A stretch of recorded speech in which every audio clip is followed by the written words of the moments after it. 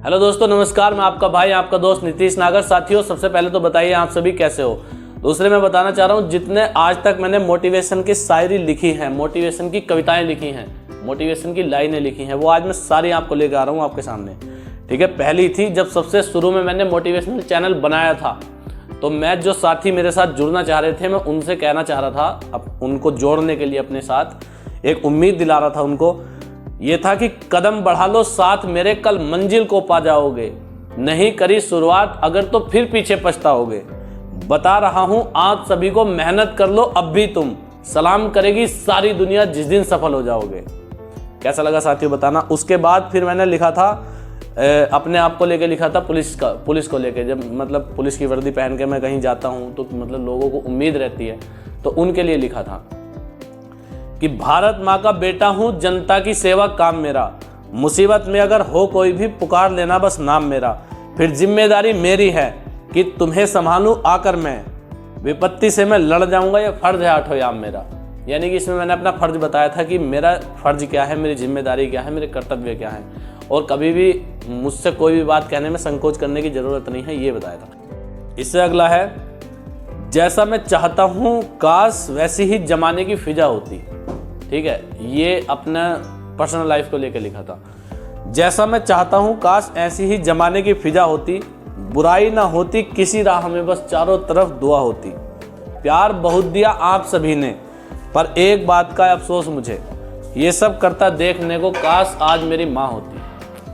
कैसा लगा साथियों, ये बताना आप। इसके बाद फिर मैंने अपनी पुलिस की वर्दी को लेकर लिखा था अपने ऊपर।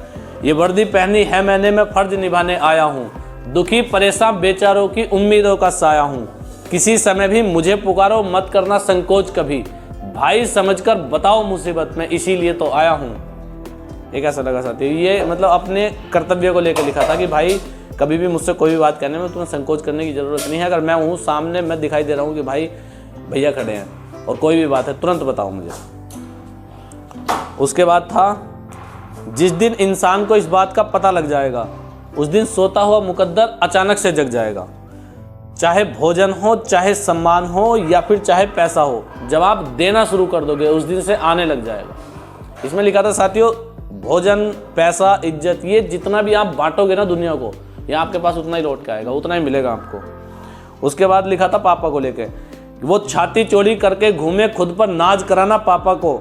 गाड़ी घोड़ी वो छाती चौड़ी करके घूमे, खुद पर नाज कराना पापा को। गाड़ी घोड़ा देकर मस्ती बेअंदाज कराना पापा को। खूब कमाया तुम्हें पढ़ाया, चाहे कितनी तंगी में, अब जिम्मेदारी बनती है तुम राज कराना पापा को। ये शायरी बहुत पसंद आई थी लोगों को, सबसे ज़्यादा पसंद करी जाने वाली शायरी थी मेरी ये। दूसरा एक और था कि अपना ईमान को लेकर, अपने व्यक्तित्व, अपना ईमान ऐसा होना चाहिए कि बिल्कुल अडिग। उसको लेकर लिखा था, चाहे कोई कितनी भी दौलत दे तुमको, नहीं ईमान डोलना चाहिए जी। अन्याय होता देखते ही तुम्हारा खून खोलना चाहिए जी। और अपने बारे में लोगों से मत डींग मारते फिरना तुम, अरे जो भी करते हो दुनिया में वो काम बोलना चाहिए जी। ये लिखा था, बताना कैसा है। उसके बाद लिखा था, एक दिन भैया से बात हो रही थी, भैया से बात करते करते मतलब एक बात मेरे दिमाग में आई, उसको मैंने एक 4 लाइनों में लिख दिया था कि अपना दर्द अब मैं किसी से कहाँ कह देता हूँ। कोई नींद में भी मुझे पुकारे तो हाँ कह देता हूँ। कल भैया ने पूछा, माँ की याद तो नहीं सताती। मैंने कहा कोई औरत मिलती है तो मैं उसको माँ कह देता हूँ। बस ये एक बात भगवान से भी टाली नहीं जाती, रूठ जाए अगर किस्मत फिर जिंदगी संभाली नहीं जाती।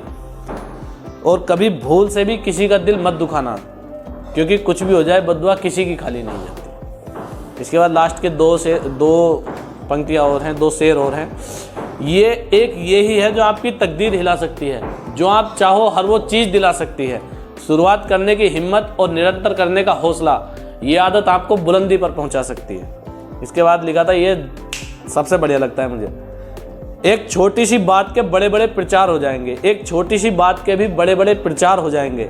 जो आपके अपने हैं वो खुद ही अखबार हो जाएंगे। और समाज में कभी भूल से भी कोई गलत काम मत कर देना, क्योंकि गलती आप करोगे और बदनाम माँ बाप के संस्कार हो जाएंगे।